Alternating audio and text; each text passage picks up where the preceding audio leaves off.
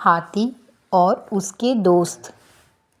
तो चलिए देखते हैं कहानी हाथी और उसके दोस्त की। वीडियो पसंद आए तो वीडियो को लाइक शेयर कमेंट करना ना भूलें। एक समय की बात थी। एक जंगल में एक हाथी रहता था। हाथी अकेला रहता था। उसका कोई दोस्त भी नहीं था।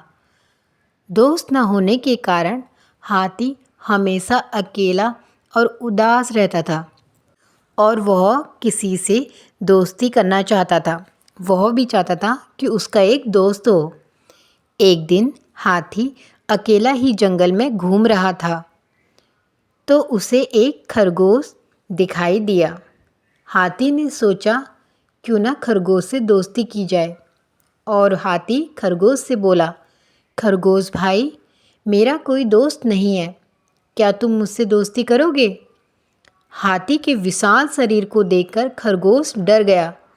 उसे लगा कि वह कभी भी हाथी के पैर के नीचे दब सकता है। खरगोश यही सोचता रहा और हाथी ने उससे दोबारा पूछा, भाई खरगोश, मैं आपसे कह रहा हूँ, क्या आप मेरे दोस्त बनोगे? खरगोश डरकर बोला, हाथी भाई, आप इतने बड़े और मैं इतना छोटा सा जानवर हूँ। मेरा घर भी बहुत छोटा है, इसमें आप आ भी नहीं सकते, इसलिए हमारी दोस्ती तो नहीं हो सकती। खरगोश के मना करने पर हाथी जंगल में आगे निकल गया और उसे फिर एक पेड़ पर बंदर उछल कूद करते हुए दिखाई दिए।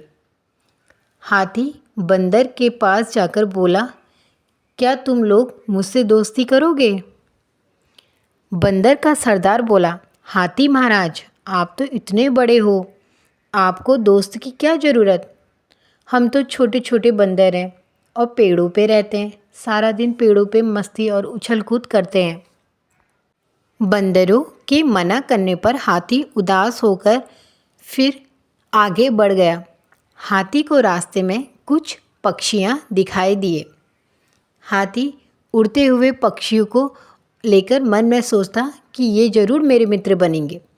हाथी पक्षियों के मुखिया से बोला, क्या आप लोग मुझसे दोस्ती करोगे? हाथी को देखकर पक्षी डर गए और अपने मुखिया के साथ आ गए। पक्षियों का मुखिया बोला, हाथी महाराज, हम तो आसमान में उड़ते हैं और आप ज़मीन में चलते हो, आपकी और हमारी दोस्ती कैसे हो सकती है? इस प्रकार पक्षियों के द्वारा मना करने पर हाथी फिर उदास हो गया और आगे चला गया। चलते चलते अब हाथी बहुत थक गया था। हाथी ने सोचा अब किसी तालाब या नदी में जाकर पानी पिया जाए। हाथी एक तालाब के पास पानी पीने लगा, तभी उसे पानी में कुछ मछलियाँ दिखाई दी। हाथी मछली से बोला, बहन मछली, मेरा कोई दोस्त नहीं है, इस जंगल में मैं अकेला रहता हूँ, क्या तुम मुझसे दोस्ती करोगी? मछली कुछ सोचते हुए बोली, हाथी भाई, आप तो ज़मीन पे चलने वाले प्राणी हो और मैं पानी पे रहने वाली हूँ। अगर मैं पानी से बाहर आऊँगी तो मैं ज़िंदा नहीं रहूँगी, मैं वहीं मर जाऊँगी और आप पानी में ज़्यादा देर तक टिक नहीं सकते, तो हमारी दोस्ती कैसे होगी? इस पर हाथी फिर उदास हुआ और वह चुपचाप अपने घर को जाने लगा। एक दिन हाथी ने देखा कि जंगल के सारे जानवर बहुत ज़्यादा डरे हुए हैं और वह सब डरते हुए इधर उधर भाग रहे हैं। हाथी ने उनसे पूछा, आप सब जानवर इधर उधर क्यों भाग रहे हो? तभी उनमें से एक खरगोश बोला, हाथी महाराज, इस जंगल में कहीं से एक शेर आ गया है और हम सबको मारकर खा जाएगा, उसी डर से हम इधर उधर भाग रहे हैं। जानवरों की बात सुनकर हाथी ने सभी को रोका और बोला, भाइयों, आप डरो नहीं, आपको डरने की कोई ज़रूरत नहीं है, मैं आपके साथ चलूँगा और शेर से बात करूँगा। जंगल के सभी जानवर और हाथी शेर से मिलने के लिए पहुँचे और जैसे ही हाथी को शेर दिखाई दिया, हाथी शेर से बोला, शेर महाराज, इस जंगल के सभी जानवर आपसे बहुत डरते हैं, कृपा करके आप इस जंगल को छोड़ के चले जाइए। हाथी की बात सुनकर शेर को गुस्सा आ गया।